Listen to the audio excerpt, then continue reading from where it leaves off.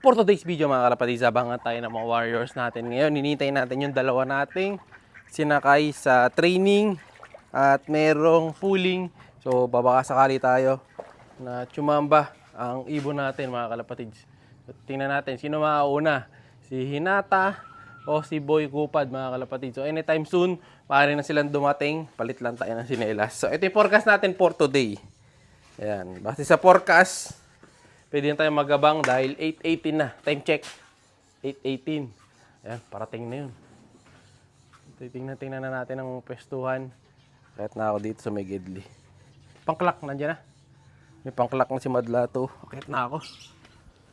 Dito. So, dalawa yung hinihintay natin. Baka sakaling tsumamba eh. So, napakainit na ng panahon ngayon mga kalapatids. Grabe na init. Expect natin mahihirapan ng mga ibon. Pero asap na wala pa nag-clock eh. Sa huling check ko.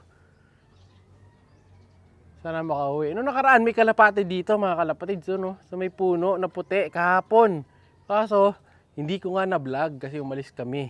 Noong pagbalik ko, wala na. Kinain na siguro ng bayawak yun. Nawala eh.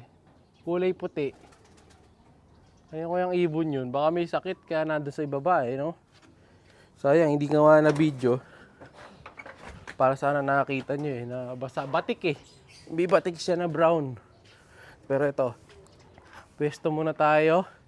Dahil parating na yung mga ibon natin. Let's go! Siya si Idol Madla, nakakahanga. May mga hawak, gandang linyada. Ika'y inspirasyon kung bakit hanggang ngayon ako'y palaging kumakarera. Ikaw muna wait lang at makinig sa aking sasabihin. Talagang nakakabilib. Simpleng taong namumuhay, walang kaarte-arte. Hangat lang ay sumaya, nagalaga ng kalapate. Oo, di rin Kaya dumating na yung first batch mga kalapatids eh, no?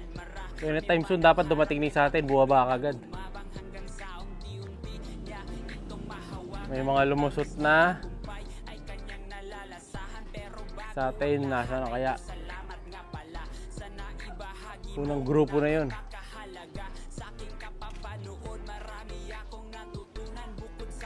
Wala tayong hinihintay na Kobe ngayon mga kalapatids. Dahil mamaya pa sila. So unloading pala ni Kobe mamaya mga kalapatids. Sa BBC ulit. Sa Norte. Kapas Tarlac na yata kung di ako nagkakamali. So sasakay naman natin mamaya is 7. So sunod-sunod ang loading. Dahil yung ngayon kasi mid-toss lang naman to eh. So, bali 7 mamaya, sasakay natin. Ito. Sa atin na to, boy. Ito na yata. Hindi. Itim. Ito, may kumukurba na, mga kalapatids. Tingnan natin kung sino. Ito. Si Boy Kupad. Boy Kupad to, dark check eh. Siya nga ba? Tingnan natin. Sana siya na nga. Hindi yata. Pero 2 beses umiikot eh. Ayun yung kanina. Ayan o. Sa atin yan. Si Boy Kupad. Ayan o. Uy. Mataas pa. Hindi mo. Sa atin yan. Hindi. Ayan o. Sa mga target sa taas, boy. Tinan mo nga kung anong kulay. Nakita. Tingnan natin. Pero parang kulay itim eh.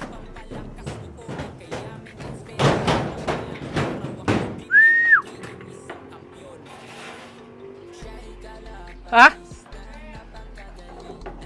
Siya nga.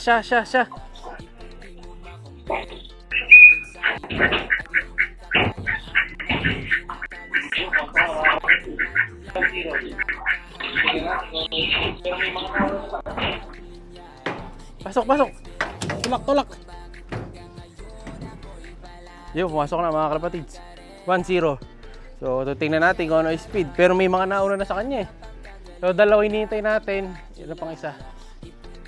Nanibago siya mula nang tumingin. Hagis. So, may isa pang kasunod dyan. Dapat mag-clock na rin yung isa nating ibon. So, yun, pumasok na.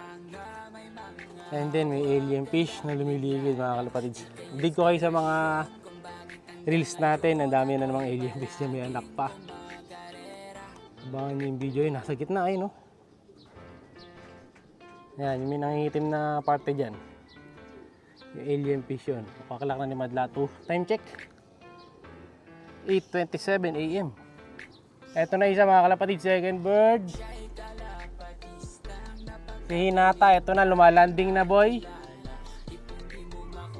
Ayan, kumukurba. Ops, tumigil sa ere, palanding. Woo! Isa pa. Ayun na, lalanding na isa. Okay, sa bubong na boy. Okay, sa bubong na boy. Ayan. Naglalakad papunta landing board. Landing board. Ay, si Madla 2. Sige, pasok. Ayan, sige, pasok. Halos magkasunod lang sila. Magandang senyalis to. Dahil meron tayong tag team. Sige, pasok. Pasok.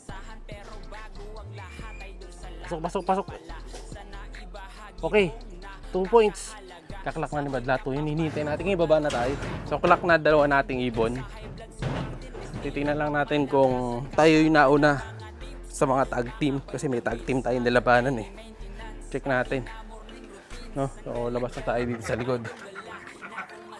Kompleto ata mga batang itik ko dito ah. Yung team itik, kompleto. Tara, para ma-check natin sa pwestuhan. Nandito na yung 2 birds natin, kaso nga lang nagka-problema ng konti sa clacking mga kalapatid. Nagkamali ng date na encode. So ngayon ito, painumin na natin sila para makarecover din kagad yung dalawa. Ayan o. So yun nga, nauna yung ibon natin si Boy Kupad. Kaso ang tagal naman tumambay sa taas. Inakyat pa natin, sinundo pa natin dito sa bubong. Buti na lang, napababa din natin agad. Si Hinata, medyo matagal din bago lumanding eh. So kulang sa pagpag yung warriors natin. So at least ngayon, naisakay natin na pagpag sila kahit paano. So maganda talaga yun, lagi talagang natotos para lalong mabilis. No? So sa atin kinulang sa pagpag. So check natin yung pang ilan tayo sa ranking after matapos yung problema.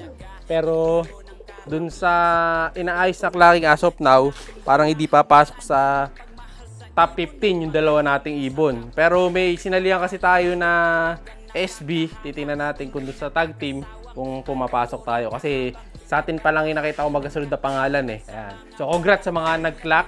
So good luck sa atin. Then mamaya, sasakay na nga natin. Ready na rin yung mga sasakay natin mamaya eh. Masila Kobe, sa yung iba pa niya mga tropa. Ayun sila. Siya'y kalapatistang napakagaling na kinakilala.